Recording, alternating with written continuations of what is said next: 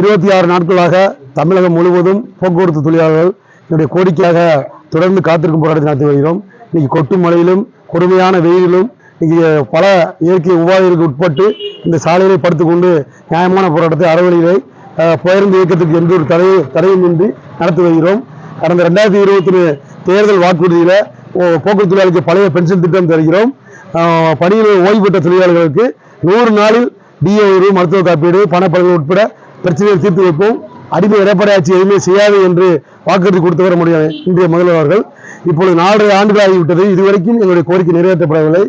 ஆகையால் தான் நாங்கள் இந்த கோரிக்கை வலியுறுத்தி 26 நாட்களாக தொடர்ந்து காத்திருக்கிறோம்.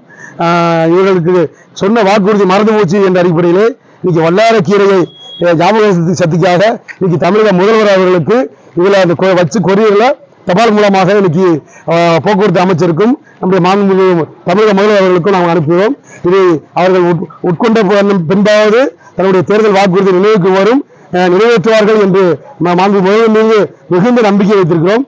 ஆகையால் இன்னைக்கு இந்த நூதனமான இந்த வல்லாரக்கீரை அனுப்பும் போராட்டத்தை நாங்கள் நடத்துகிறோம்.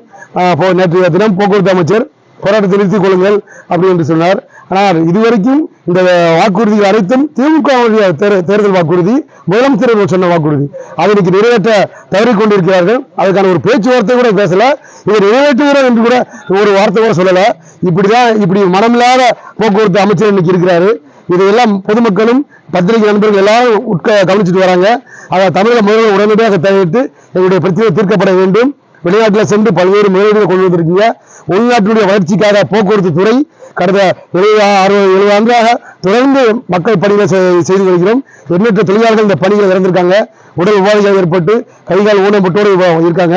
இவருடைய வாழ்வை நீங்கள் கருத்தில் கொண்டு எங்களுக்கான கோரிக்கையை நிறைவேற்ற வேண்டும் என்று கேட்டுக்கொள்கிறோம்.